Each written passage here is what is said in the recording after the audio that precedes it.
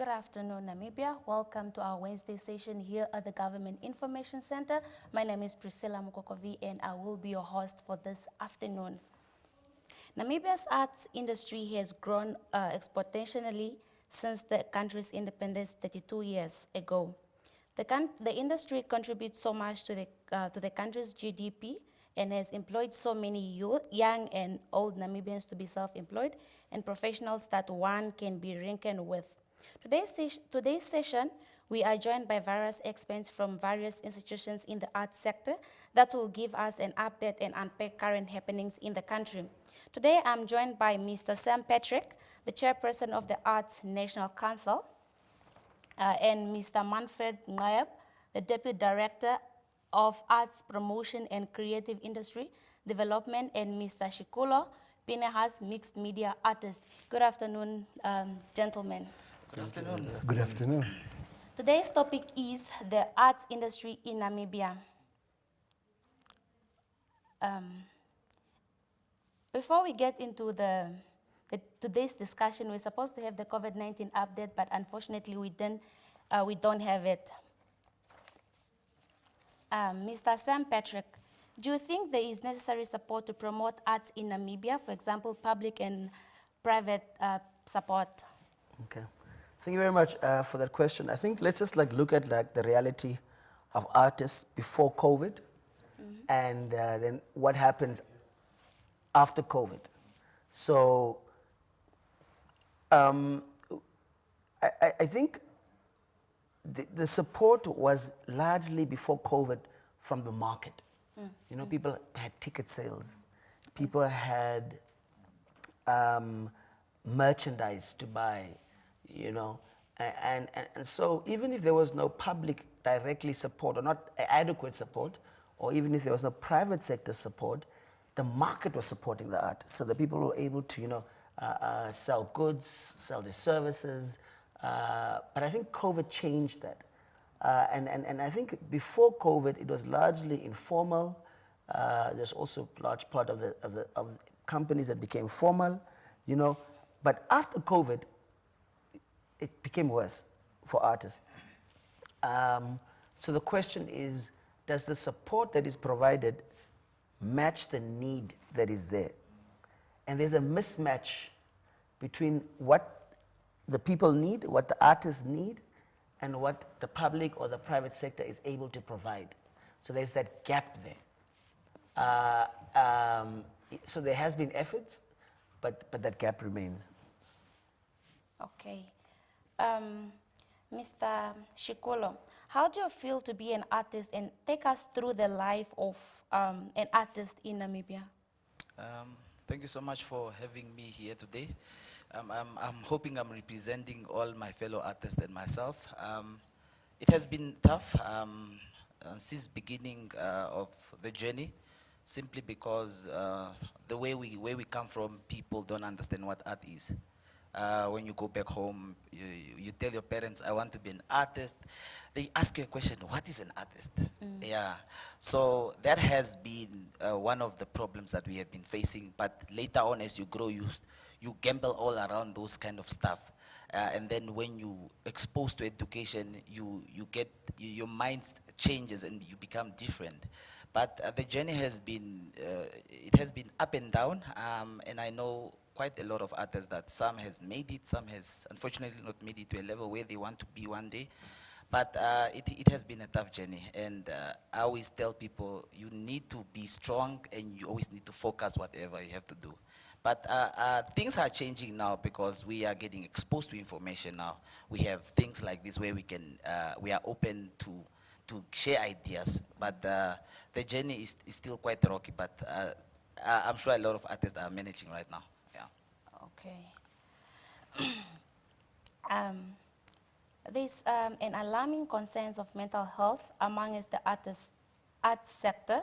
What is the government doing to address this national concern, Mr. Manfred? Well, a tough one, but a very good question.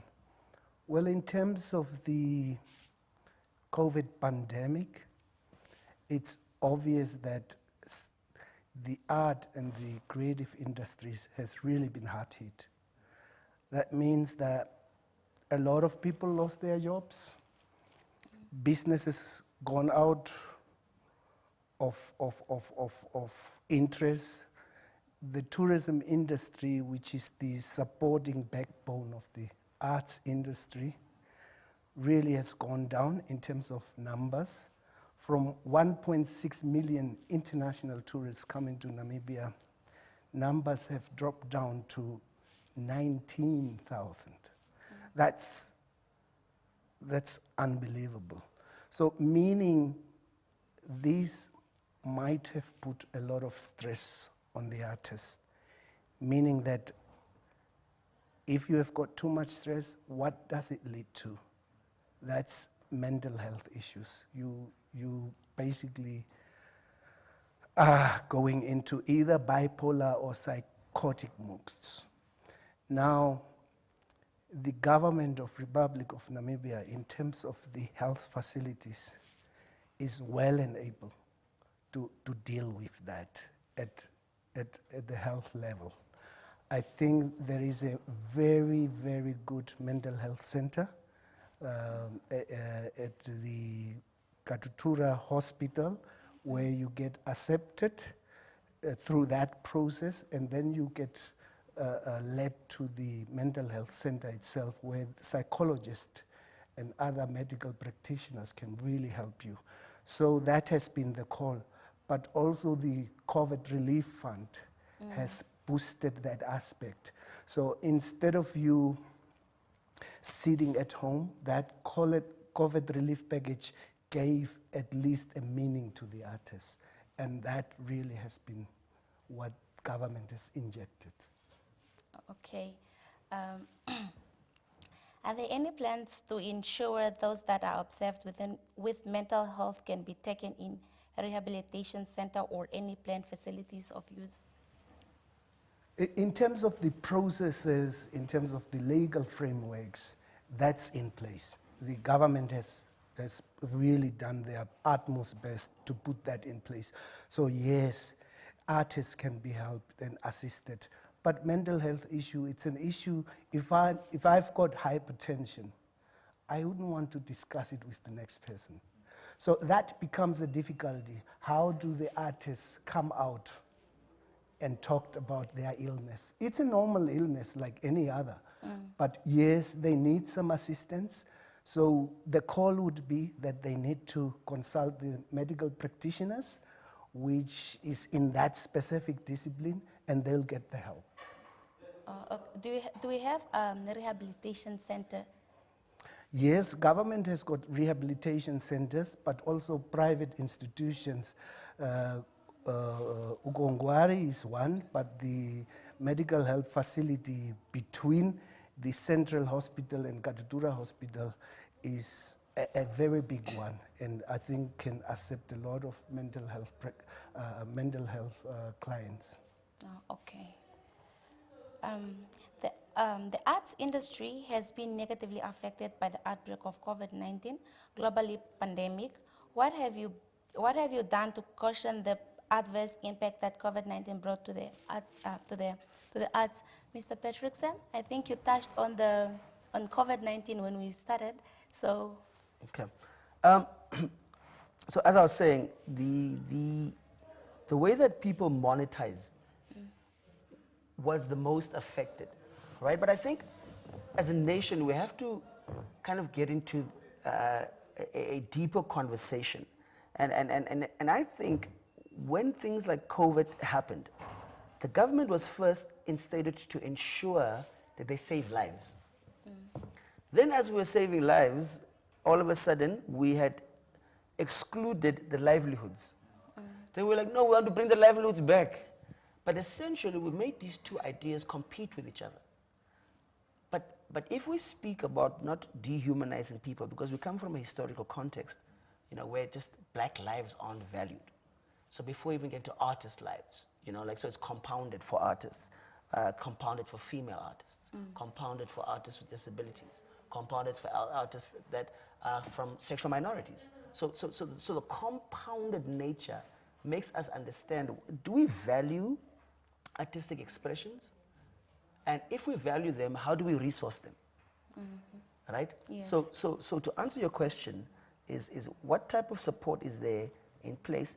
I think beyond just COVID happening and us understanding that now we have to protect the lives and the livelihoods, if you're looking at the state and particularly when it comes to the policing of places where artists work or artists function or entertainment venues, we haven't found a right balance between ensuring public safety and ensuring access to the socioeconomic rights, which under the 2005 convention, Namibia has ratified to ensure, one, the freedom of artistic expression, and two, the protection of the socioeconomic rights of artists. All right? So how do we then hold government accountable? Right? Because that's in essence the situation. So at the National Art Council, what we did was that we reallocated our budget that was taken or that was budgeted for other activities throughout the year, and we prioritized the COVID fund. From our own funds, we took about, I think, 2.5 million, and then the ministry additionally gave us another $2.5 million. So we then had this $5 million to implement the COVID relief fund with. At the end of the day, there was about 476 beneficiaries. Those were some individuals, those were groups, those were organizations. And I'll give you a simple example. We had a program with the National Art Gallery where the National Art Gallery was doing the project, and they had invited 82 artists, and then we provided them with a grant of $3,000 each through the program. Art Council given the gallery $150,000. Now, the artists got material to produce their work. From producing their work now at the exhibition, the one item was priced at $10,000, the other one was priced at $8,000. So the $3,000 that we put in ends up generating $30,000. And at the same time, when artists benefit from government funds, we also don't tell the true story. We say, you know what, Art Council only gave us $3,000. But in actual fact, you made $30,000 from the conversation, right? So what we need to really address, I think generally in Namibia, is who do we prioritize when it comes to public funds? And I think as a government, and as public money, it's the people's money, it has to prioritize the most vulnerable. Right? It has to look at the people who have the least access to opportunities where they're able to express themselves and use this to change the reality of their lives. Because at the end of the day, arts, culture, and heritage are just important for human beings to have a dignified life and for human development, for us to have well-being. So we've failed because we haven't provided that. But we need to understand, why do we fail? We fail because there's not enough infrastructure that's allocated. We don't prioritize infrastructure, the spaces where we work. We don't have financing schemes, and by that I mean creative formal businesses can maybe provide collateral-backed loans from government and say, you know what, Gwere Vintage, we're taking you and you can go to the DBN to apply for a loan, and we'll provide you collateral for that. Now, the trick in that is that the bank system is wired for the business of creativity. But whereas with the Art Council, we understand the rights and the policy framework. So I think it's about synergies and being innovative at that level. The other one is skills. As much as we talk about, Namibians being very inward looking, I'm like, why isn't Gwere Vintage in Germany? Why is it not in, when you're applying, a stock that is globally stocked in those markets? Because is Namibian cultural services and products, are they exportable? Are they able to capture US dollars, pounds? Because now your sock costs 100 Namibian dollars, but if they cost 10 pounds, it's already doubled the thing. So how do you then access those markets? And I think it's got to do with overcoming an inferiority complex, both from a cultural standing point, both as individuals, and I think creating the paradigm shift requires greater synergy. It requires greater knowledge, data, research, and services. Now that you touched on the money that you put together, we have artists that depend on shows like entertainment. So did they also benefit from that? Okay, so this is what we did. We didn't fund artists, and I think that the conversation needs to be very clarified here. We funded art. Oh, okay. And who does art? Artists. Artists, yes. Because at the end of the day, this is public money. So it's not just about giving you money so that you can have a livelihood. Because there are other parts of the state that ensured that there was a grant that was given just by, if you don't pay taxes, if you're in the informal sector, you could apply this. So there are other government interventions that are in place. But essentially, our mandate is to make sure that art is being produced and consumed. Right? It's not just for the artist. And I think what you're asking is a very critical question. What interventions are in place to ensure the well-being of artists? Because they innately contribute so much value to society. And so the funding in the COVID was to promote art at a time that as a society also requires the consumption of art, right? So it's a two-way thing. It's not just to support the artists, but it's to ensure that society has access to art because that enriches our lives. Okay. Mr. Shikolo, as a mixed media creative artist, what are some of the key highlights of your work and how does it contribute to the social economic of populace? Mr. Sam made very, very critical suggestion or point that I can relate to. You know, when I started with arts, I always wanted to have a voice through any medium. That's why I'm called a mixed media artist, is because that I can produce art in any form. Then that's when I transformed my ideas into clothing brand, which is socks. So through that process, I managed to tell my story through wearing a pair of socks, colorful socks, where I could tell stories about how we live, our national colors, which led to also other programs where I've raised funds and built houses for people living in shacks through the initiative of Standard Bank Buy a Brick. So through my journey, my aim was to, how do I inspire another Namibian child? How do I inspire another Namibian person at home or another Namibian artist at home?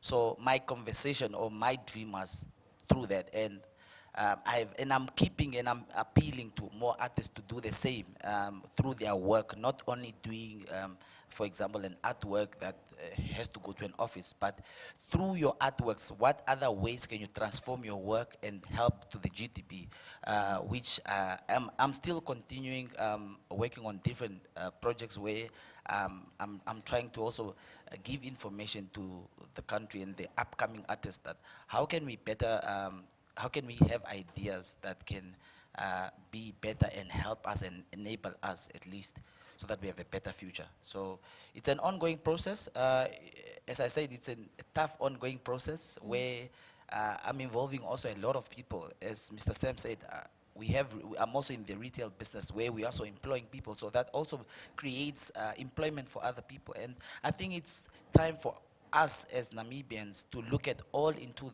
tapping those markets and see how can we find solutions to help each other. As so much we are saying we don't have job creations, what ways can we create to create those job employments and at least help one another? Because at the end of the day, as much as we are saying the government has to tap in, ourselves, how can we tap in and come together as a community and say, okay, Mr. Sam, you have a shop.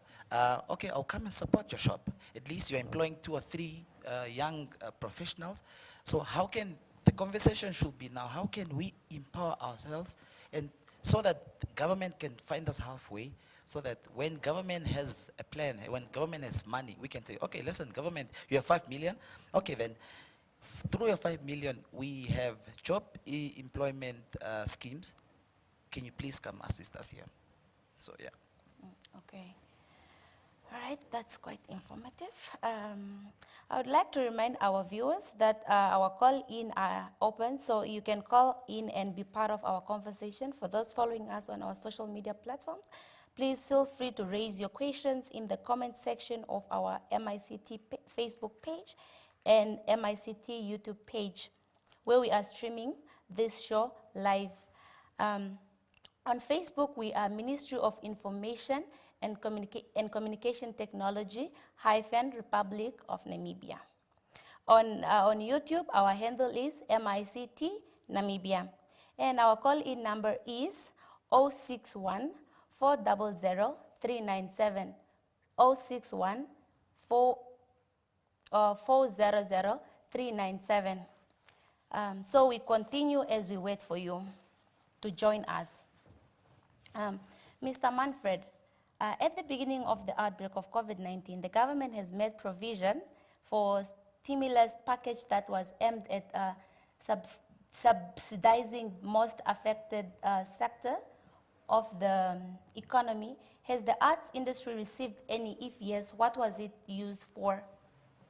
I think that that question was dealt with comprehensively by the chairperson of the National Arts Council. Well, the government of Republic of Namibia, through the Ministry of Education, Arts and Culture, has provided those funding to the National Arts Council. But just to add to that, also I think the policy has also been approved on the 1st of December. So now, the difference, things can happen without a policy, right? But the policy now gives direction in terms of what is the priorities, what are the objectives. So I think the artists must familiarize themselves because, even if we use the word policy, people are like, what is a policy? Policy just talks about our dream. Like if you want to say, what do the Namibians dream about when it comes to the future of arts, culture, and heritage? That dream is articulated in the policy, And now the question is, how do we create the steps to get to the dream? It's the vision that the policy is. Yeah. So, Mr. Manfred, I think, how do we promote the policy? I think the Article 19 and Article 21 of the Namibian Constitution, 19 specifically talks about culture. That is part and parcel of arts and the creative industry. 21, it's the fundamental freedoms. So that has got to do with artists and the creative industry. We should not look at the creative industry from a point of view of economic value that it adds. It is key, but also the social aspect. Let's look at the oldest form of our artistic creation. Let's look at our sun paintings in Tweefelfontein. That's a national heritage. So what happens? That brings in a lot of money into this country, and it employs a lot of people at a grassroots level. That's a very good model for creating an artistic industry. But let's look at others that have been really artists. Let's look at Leonardo da Vinci. In the 1400s, he drew the parachute. The parachute only landed on Earth in the 1900s. So that's the creative industry. It means, where does that money flow? Where does it go to? To the brainchild. Copyright issues. That's fundamental issues that we need to look at. So to help artists are creators, meaning entrepreneurship is needed. Those that can take this idea uniformly and promote it, advertise it, and people can make money from it. The hat that he's wearing today, if it can be redesigned, that's what brings the money. Elon Musk, world's richest billionaire, because artists are greater than their nations. Their wealth are greater than their nations. And that's what the creative industry stands for. Okay. We have a caller on the line, Paulus from Ondangwa. Hello, Paulus. Yes, hello. How are you? I'm very fine. How are you? I'm good. It says, I just want to raise 2 points. And before that, I have 3 questions that I wanted to ask. Is it right? If I can do this? Hello? Hello, we can hear you. Yeah, I'm saying I just have two points that I want to raise, ne? Okay. And before that, I wanted to ask just 3 questions, maybe for a minute. Can I do that? Yes.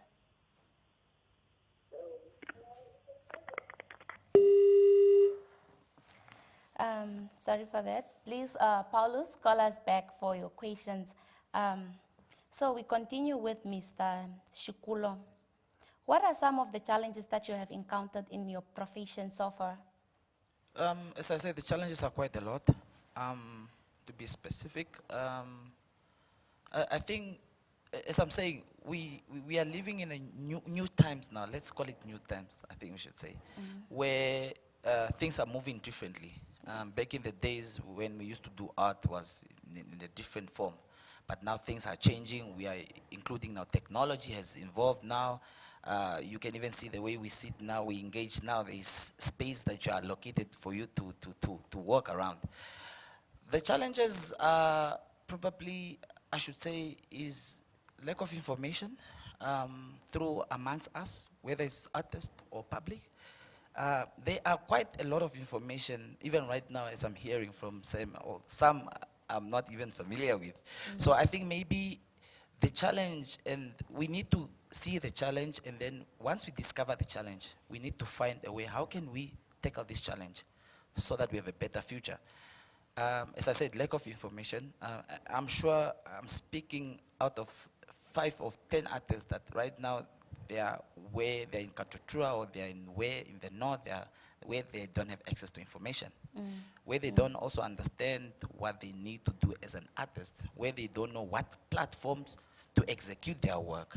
So that's one of that is the biggest challenge. So maybe it is high time now, maybe as you're saying, it's maybe your last year before you leave your office. It's high time now we have those conversations on the table again.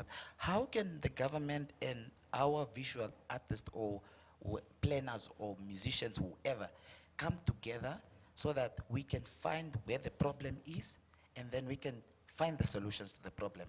As I said, lack of information. When I mean lack of information is there is quite a lot of information that we as artists that needs to consume, that we need to understand what. Yeah. But you know, that's interesting because Yeah. sometimes, you know, when we're talking about, like you're right, you said there's a lack of access to information. So I think that's why we're here today, right? Because we're the information center Yes. to kind of bridge those gaps. So within the Art Council, what we have done over the last 2 years is trying to establish what we will call Cultural and Creative Namibia, which is a multi-stakeholder platform.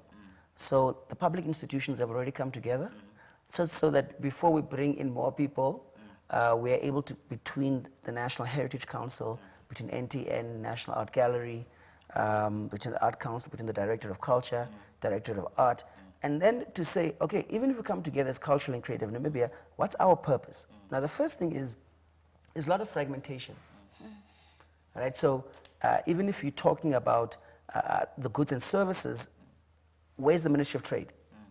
There's issues around movement, visas. Yes. Where is, who comes in, who goes out? Where's the Ministry of Home Affairs? So the idea is that this platform will bring in those partners to be able to address issues in a collective and multi-stakeholder sector. Now, even if you have the stakeholder, be like, it's not effective. So to make sure that we're effective in the coming months, because there's also a new board that's coming on board for the National Art Council, we will be launching National Laureate Awards. You know, and these awards will focus on the body of work of the artist. And they could also be, you know, artists that we've never celebrated that have passed away. Yes. All right? And COVID kind of, you know, damaged this. This was already supposed to be launched. But the point is, you can't work in isolation. Yeah. Excuse me. So the first place that you want to work from is getting the people together. Right? So the responsibility of the well-being of an artist or a cultural professional lies in the village. Now, we have a psychosis, you know, where we love to dance as Africans, we love to sing, but like we won't even allow our own kids to become artists, or even if they do become artists, we make it our duty to shame them, to dehumanize them, not to support them. But this is the very thing that makes life worth living. Yes. So there is a colonial hangover here, where even us ourselves as the oppressed have normalized. There is no great nation there that does not prioritize their culture. Yes. That does not express themselves through the arts. That does not. So when we're looking at public investment and how much in terms of public expenditure we get, $5 million, that leaves every Namibian there with $2.48 Yeah.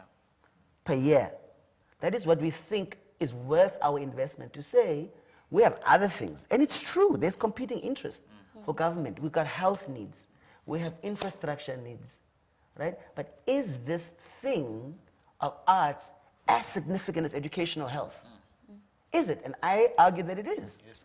Because it is food for the soul. And so it will address social ills. If you have more kids that are going to paint, more kids that are going to blow trumpets, more kids that are going to dance, more kids that have access to photography, mixed media, I'm telling you, it will reduce and dignify black people and oppressed people. Yes. But we ourselves don't allow ourselves in our own households to appreciate the very thing that gives us life. Yes. Like, it's I think in terms of challenges from a government perspective is that we don't have sufficient statistics. That's one key challenge. The second challenge would be issue of funding. The Ministry of Education gets about 74 billion from government coffers. 2.6 of that billion goes to arts and the creative industries. That means that's about 210, 206 million that the arts industry is getting. And with this, you need to create at a grassroots level arts education. And then you need to create for the artists platforms so that they can be known internationally. Our new creations in terms of art forms needs to be exported in order to be known. Is that sufficient? So those are the key challenges. So, but in order to create multiplier effects of the arts and the creative industries, one needs basically sustainable model.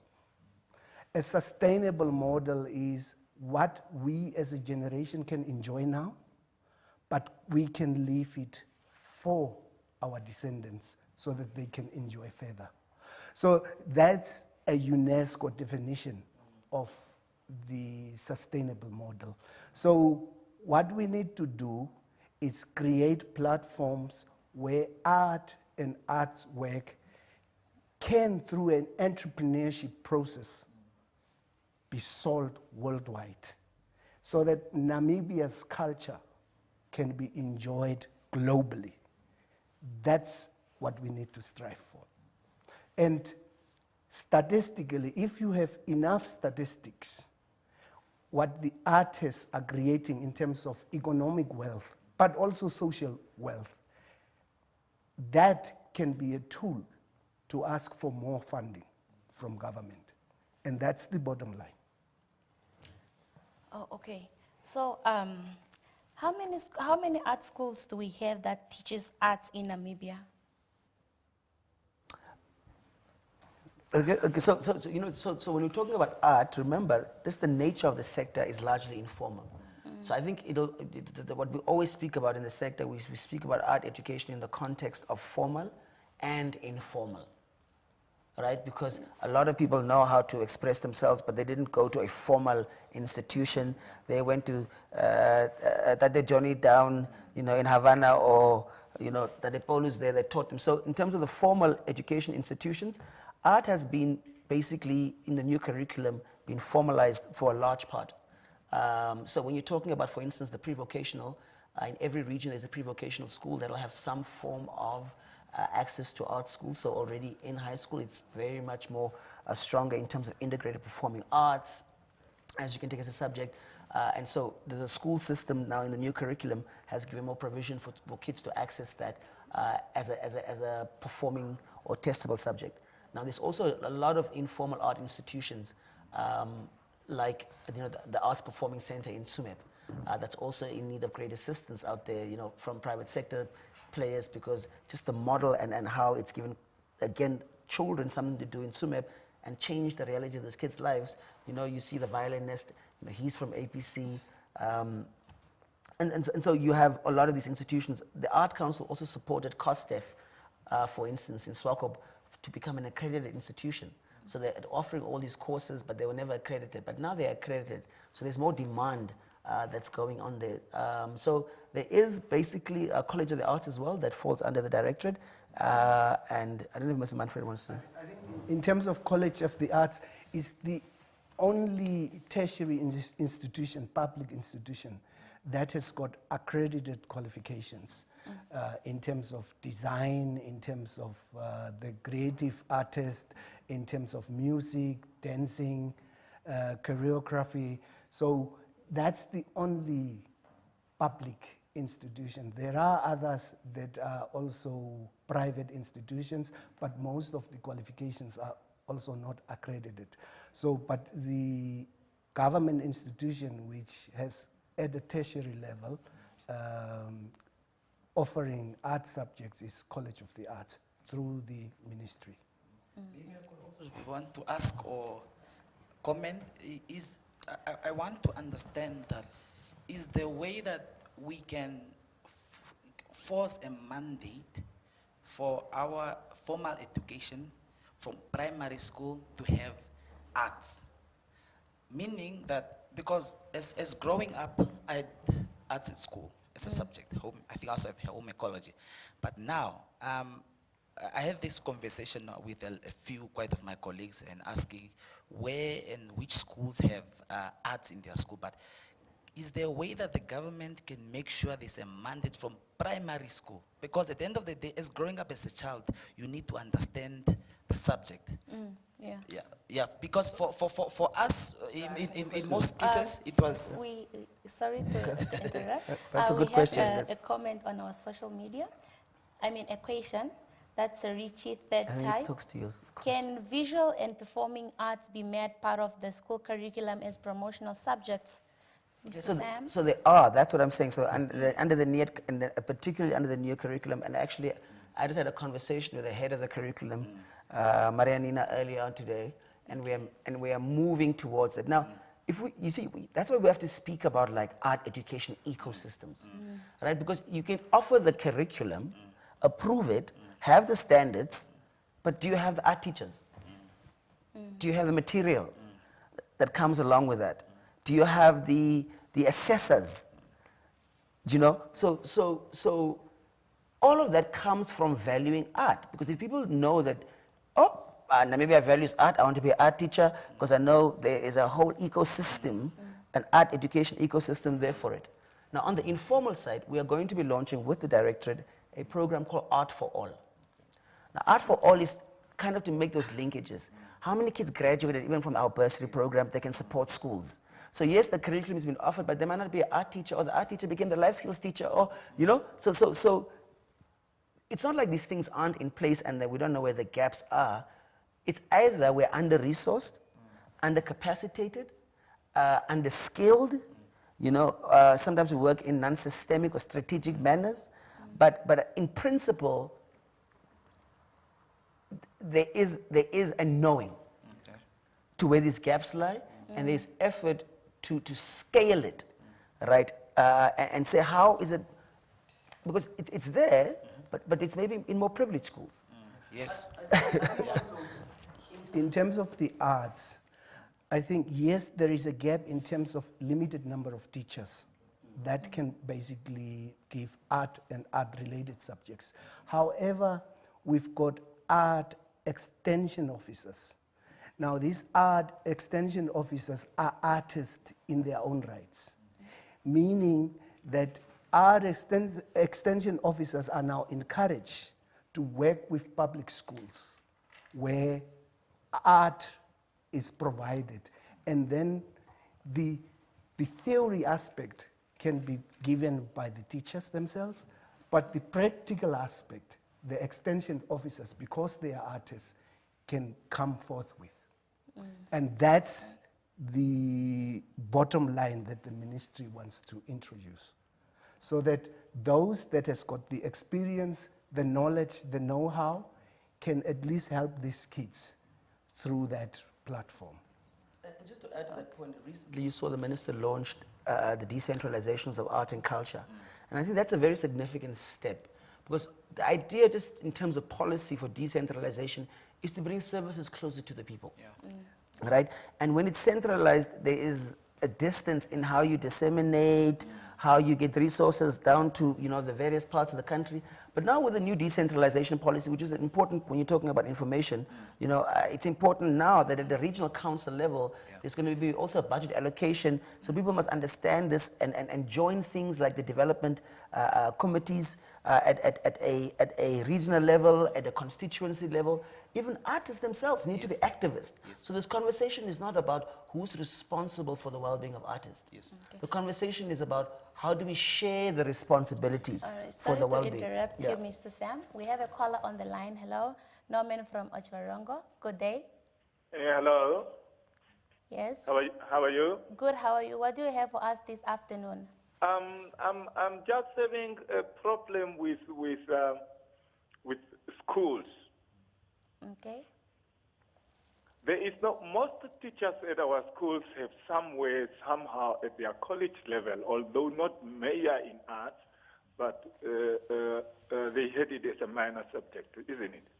So I think somewhere, somehow they do have a clue of what to do at schools. But then all of them are turning back this excuse that I am not training in arts, I'm not qualified in a subject. And when arts officers get involved, we just go there to form art clubs and advise where we can. But the moment we leave the school, then those clubs died a natural death. So I think, I don't know, how are we going to revive arts? And then talking about the funds, the COVID-19 relief fund, it was very well distributed to the artists. But some of my artists in my region, talking of my region, their products are dusting up.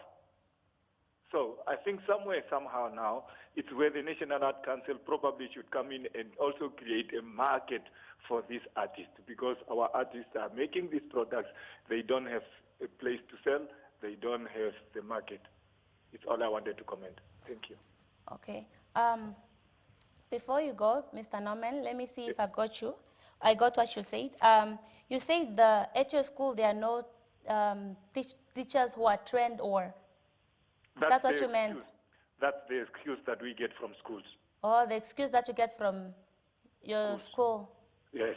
Oh, okay. And the other one is that the artists do not have platforms in your region, in your town. Yeah, now they were funded through the COVID-19 relief fund. Okay. They were funded, but now how do they sell their products? So their products are dusting up there. Oh, okay. Thank you for that, Mr. Norman. It's where I request the National Art Council. Maybe they can come in there and create a market platform for these artists. Oh, all right. Thank you so much. Have a good day. Same to you. So I think to answer the first question, the last question first, is we, through a partnership with the National Craft Center that reaches out to about 4,000 families, 40 women, have actually developed a Namibia craft shop. If you go online now and you Google Namibia craft shop, and the idea is to get in touch with them, and then they have a whole back end, because it's not a website. People need to understand how e-commerce works. E-commerce works from identifying the product. Now, if you sell anything, and this is, we talk about individual artists, but maybe let's also talk about industry. In a country, what an industry means is that, okay, Zulu, you are an artist. Essentially, as an individual, you are a creative entrepreneur. Every creative is a micro enterprise. Now, every industry needs volumes, right? You have to produce a lot of socks to break even, right? And it has to be consistent, and it has to be over a long period of time, right? So people are in a state of survival, but in order to do business, when I ask a creative, how long will it take to break even? What do they mean? How long will it take for you to get back the money or the resources that you put in? And whose responsibility is that for you to know that?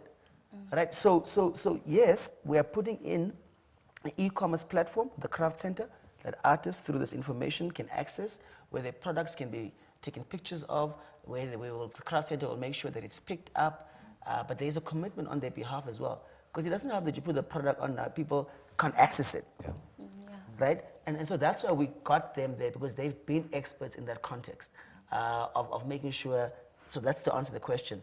Art Council funded the people. Where can they do their products? There's a value chain now. And maybe a craft shop is a place that they can go to. But there's also, you see, many other platforms that are being created in terms of markets. And maybe it's an issue of information like you're referring to. Yes. But yeah, we could do better in that regard. Yeah. I think that every conference, Okay, sorry to interrupt you. We have a comment on our Facebook page. It's a question. Can the ministry undertake the audition program in arts and award those that are best and give them a recognition that might help self-employment and also create jobs? Absolutely. Absolutely. But those platforms are already available through the National Arts Council. Artists needs to write, put projects together and request for funding. So those platforms are available. But in a nutshell, what I would say is, and to Norman's question is, every conference, every exhibition, every meeting, gathering needs to be an exhibition for art. All the lodges, guest farms, guest houses needs to be exhibiting our artists. It's the market. And that needs to come through network. Yes.